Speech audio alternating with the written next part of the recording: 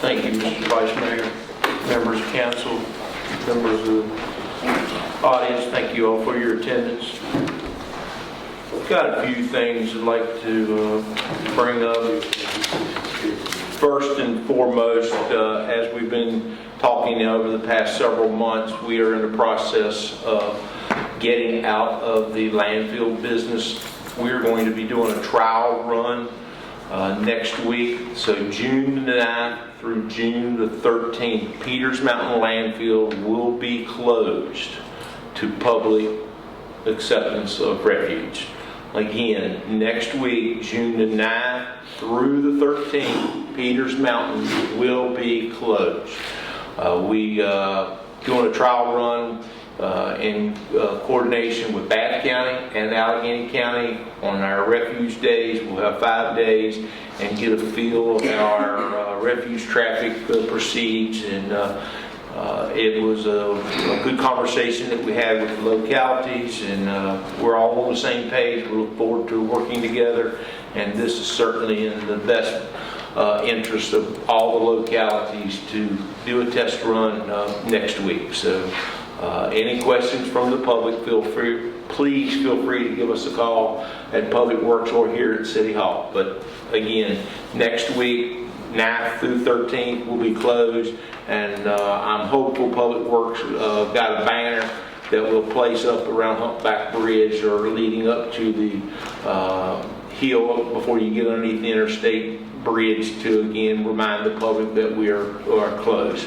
Because the last thing we want is someone to go all the way to the top of that mountain with refuge and not be able to dump. We attended the ribbon cutting for the 100-acre pad site last week. We had very good attendance. We have a beautiful site down in Lowmore. It has been a real pleasure working with Allegheny County, Reed Walters and his staff to get to where we're at today. So in the respect of the Allegheny Highlands, Iron Gate, Clifton Forge, Covington and Allegheny County, we have an awful nice piece of property down there with quite an investment from Allegheny County, City of Covington, as well as the state of Virginia to improve our economic status here in the Highlands. So we're on bended knee right now, hopeful of a company showing strong interest, or companies showing strong interest in our pad site. But kudos to all those that were involved, and I was certainly quick to shout out to the staff of Branch and Associates, particularly the guys on the ground. Just a tremendous job of moving earth and rock and managing storm drains and all that. So a nice job, beautiful site, and sometime you're down that way, go up like you're going to the YMCA and going up the road, you'll see the site down there. But it is again very, very nice.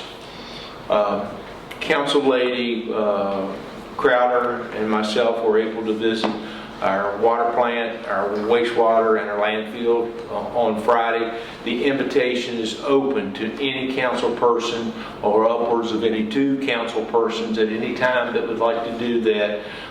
We had a very good trip around, a very educational visit, and as I try to each city manager report, a little shout out to various departments and employees, and without saying, and I think Ms. Crowder will agree along with me, what a nice group of people we have managing our water filtration, our wastewater, and our Peters Mountain landfill. It's easy to take these things for granted. We get up in the morning, we turn on the spigot, and we have very good running water. It's easy to flush and it disappear, and someone's taking care of that. And it's easy to take our bags of trash out and set it on the side of the road, and it gets picked up and disposed of. There's a lot that goes into it, and as Ms. Crowder was able to see firsthand, there's a tremendous amount of chemistry at our water and our wastewater treatment plants that goes in. And we talk about getting the certifications and the passing of closed book tests. I'm not afraid to tell you that we have absolutely wonderful people, intelligent people, and we do a fabulous job at all of our plants and up at Peters Mountain landfill. So again, the opportunity's there. Just give me a holler and we'll work out and do a tour around. And again, it's a very educational time, and it helps you understand, as BB and I go through budgets and presentations, it helps you understand where our nickels and dimes are going in the function of city government, and particularly with our utilities that folks pay that monthly bill to our Treasurer's Department. So again, opportunities there if ever you care to want to make a visit with me. Our paving contractor will be back on site probably Thursday, Friday, beginning on Craig Street. They're going to do the paving pour in front of the new field house at Casey Field. We're to the point of wipe down and final check marks on that facility. Absolutely beautiful. Once we get the paving in and can accommodate particularly Mayor Carson, we'll get ourselves together and meet down there. I'll give you a tour, and I have some other folks also that I need to get down to see the investment that has been made. An absolutely well put together field house. I think our student athletes will be very, very proud of what they have. So again, checking off one project at a time. Covington Lumberjacks have arrived in town. I have seen license plates from the state of Washington. I've seen license plates from all over Florida. So it's always good to have those young men in our community here living and making a contribution to the economy in Covington, Virginia. We're off to about a 500 start. I think we're 1-1. We understand we got some pretty good pitching, so when you get a chance, go to Case Field, enjoy a quality baseball game and a hot dog and a bottle of water, and have a good evening. This coming weekend at the Jackson River Sport Complex, we will be hosting our Greenberg Girls Softball Association.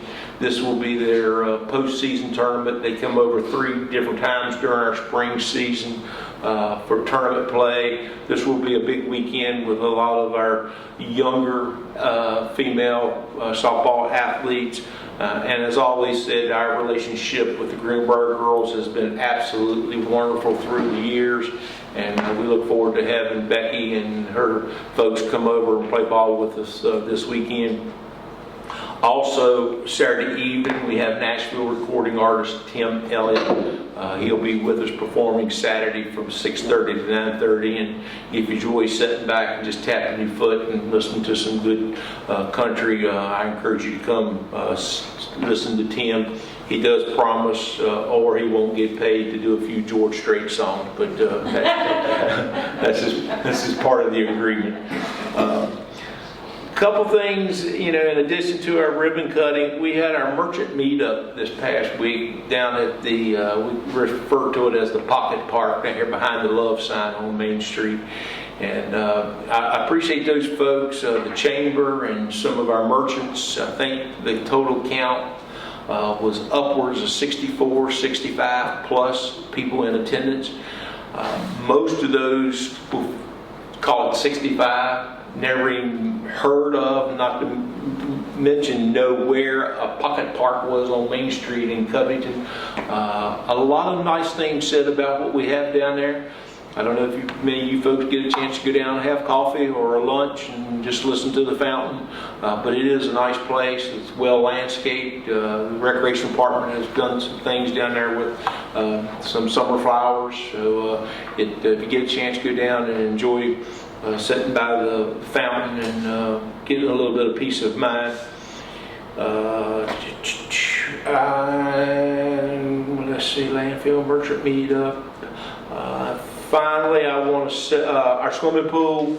We had a pretty cool start to it, but our attendance began picking up today with the 80-some degree temperatures, and again through the recreation department, as Alan had for many years, we have several young people that are employed with us at the pool, front desk attendants and working with our maintenance in Parks and Recreation. And it's always does my heart good. We've had a lot of young ladies and young men through the years that have worked with us and gone on and done some wonderful things, and they still complement their time with the City of Covington's Parks and Recreation Department. So, again, we take for granted what it's like to be a lifeguard, but that's not an easy job, sitting that little chair down there and focus for a half hour, 20 minutes to a stand. So let's just say for 45 minutes to an hour, sit there and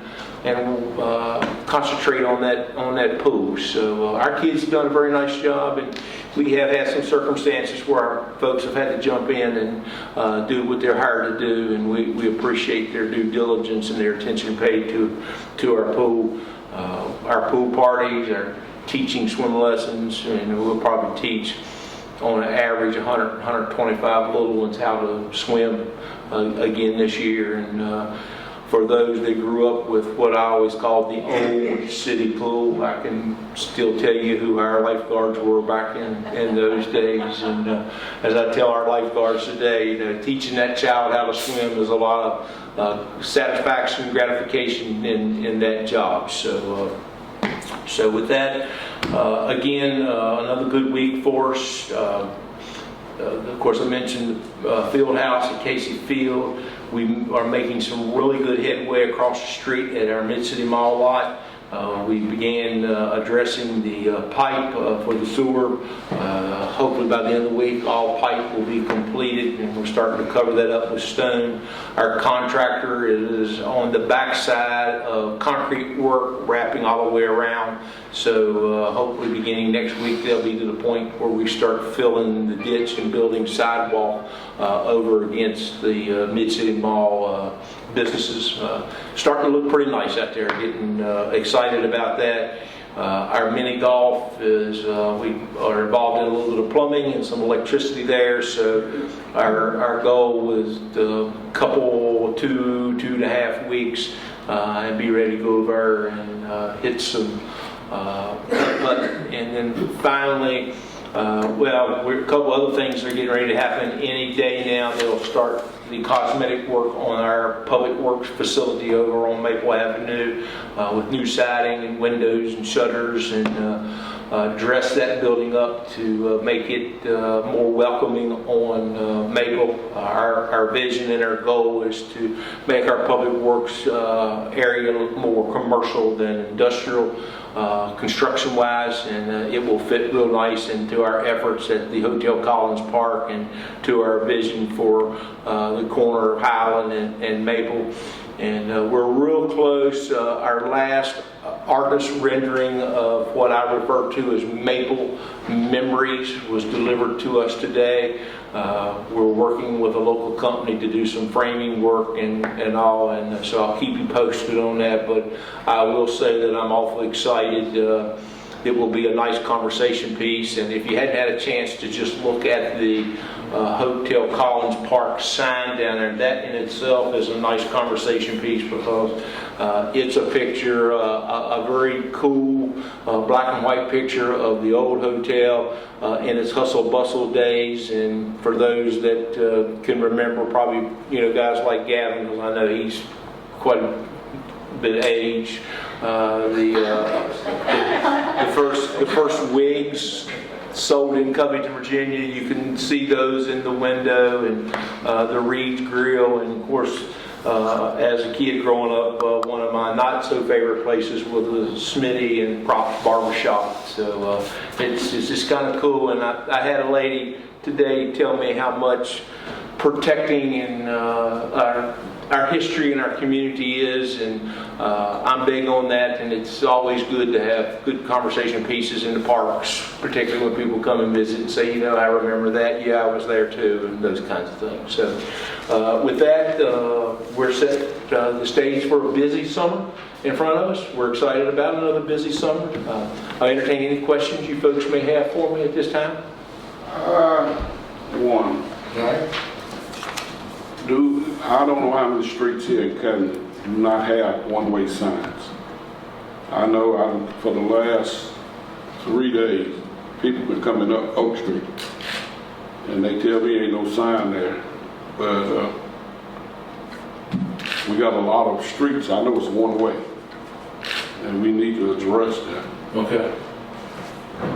Chief, one way, on over? On those I'm not streets. 100% sure. I think it is a two-way street, but I'm not 100%. Okay, we'll get with Anthony and our PW. Okay, we'll get with that. Chief, I had some people address me about Juneteenth. They started putting stuff on the field that Friday. And they said people been coming up or late at night, 10, 11, 12 o'clock. We have our eye on that. Yes, we are aware, and between the Parks and Recreation and our police department, we have a hawk's eye on that as we speak. Yeah. And I'm glad you mentioned that, because I talked with our folks today. We'll start setting up on Friday. Okay, because I had mentioned that about getting the grass mowed up there somewhere between Wednesday and Thursday. So very good. Glad we had that conversation. Okay. And you had a street sign on South Carpenter and Trout. Yeah. Okay, one way on okay. Question regarding pavement of streets. I just had patchwork again just last week. 2 big craters were on my street were just patched last week. Is it in the budget this year? Yeah, and here's what's going to happen, because I had told you that our goal was to be completed June the 30th. It's going to happen, but it may not be by June the 30th. The monies, we will approach City Council soon after about reallocating those monies for next year. They're in there, they're spoken for. We've already accepted the bids, but due to weather and some other circumstances out of our control, our contractor is not as far along as we thought we would be at this point. And part of that also, because this was at the last minute when Columbia Gas agreed to work with us, the city, on the paving of Craig, Royal, and Marion. Those, we had to address those immediately just because of the amount of traffic and how poor they were. So, but fudge is getting done, I promise you, it's getting done. And we will let you know when we're heading that way. Yeah. All right, we good? Yeah. Are you aware of the problem we have in Fort Young where people coming in down there camping at night? Yes, yes. And it may have some relations to the folks that are at Geowassee Park. We are aware of that. Yes. Our parks, with the exception of the Jackson River Sport Complex and Casey Field, are sun up to sundown. So after sundown, you're trespassing. So chief staff and the recreation staff, we're on top of it. It's just a matter of being there at the right time. But yes, and I appreciate that we are aware. Good. All right. Thank you all. Thank you, Alan.